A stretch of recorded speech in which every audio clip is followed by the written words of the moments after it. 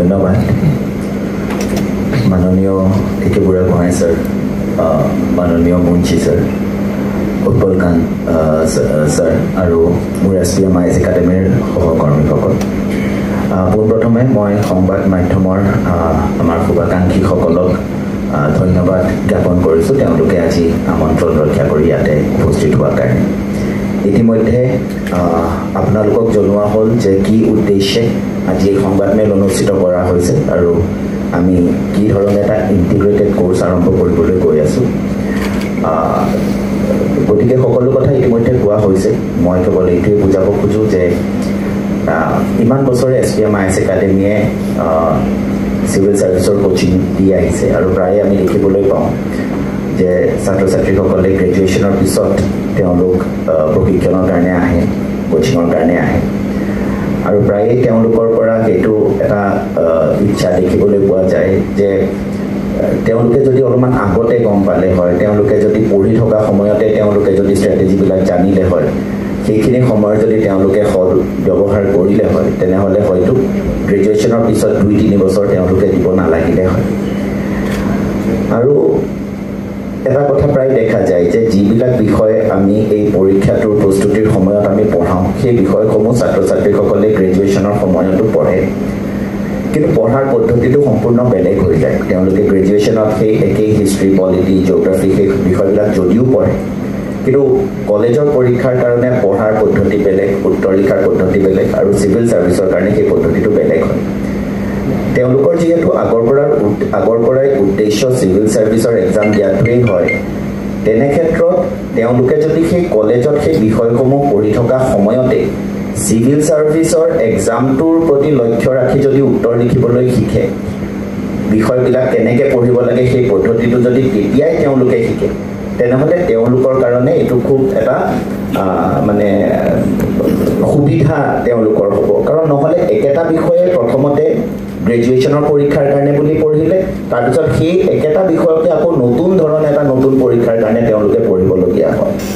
গতিকে এনেবোৰ যি মানে আমি ক'ব পাৰোঁ যে যোনখিনি প্ৰব্লেম বা সমস্যা ছাত্ৰ ছাত্ৰীসকলে প্ৰায়ে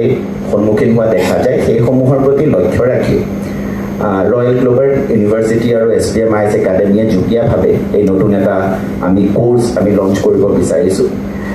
য'ত ছাত্ৰ ছাত্ৰীসকলে সেই ডিগ্ৰীৰ সময়ৰে পৰাই সেই বিষয়সমূহে পঢ়িব যিসমূহ তেওঁলোকে নৰ্মেল গ্ৰেজুৱেশ্যন কোৰ্চত পঢ়ে কিন্তু এটা নতুন পদ্ধতি যিটো পদ্ধতিৰে পঢ়িলে তেওঁলোকৰ কাৰণে এই পৰীক্ষাটো ক্লিয়াৰ কৰাটো অধিক সুবিধাজনক হৈ পৰিব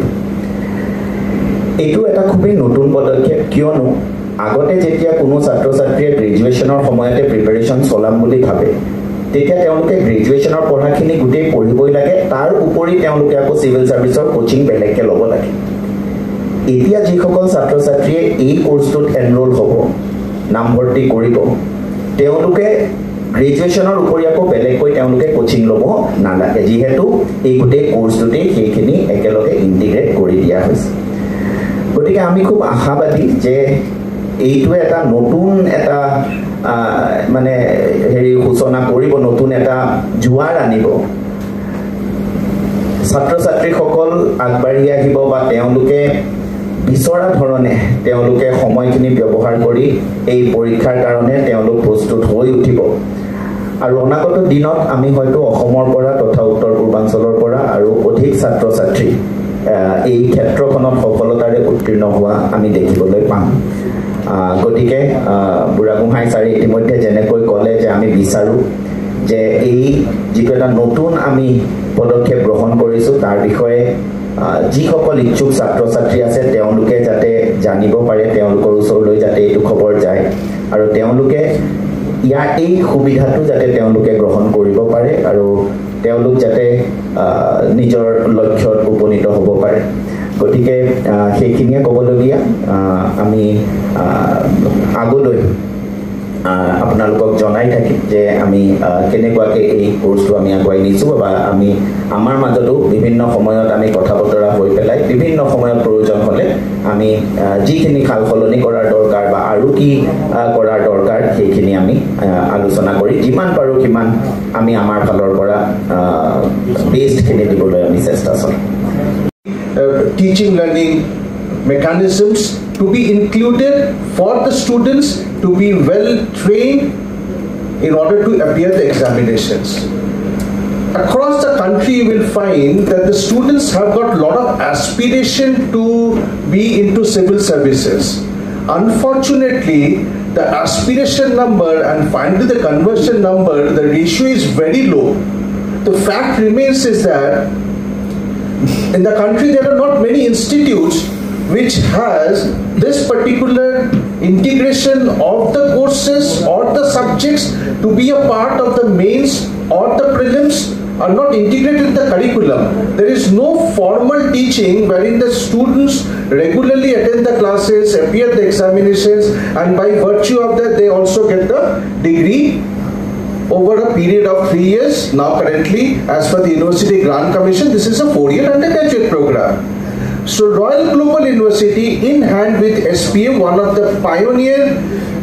civil service coaching center in the entire Northeast, has joined hands to launch this particular program to include those subjects as a part of the curriculum, and therefore the students will find the interest to be inside the classrooms, to undertake those courses, to read, learn, and make themselves able to qualify for the examinations required for UPSC and APSC.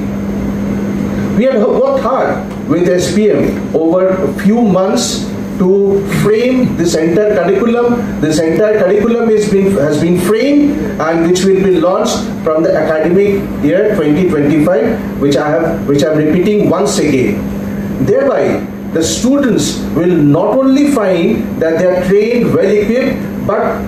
even if they are not being able to qualify in the first attempt, they will always have the opportunity, because the course materials, study materials, the books and everything had already been given to them at the time of enrolling this particular program.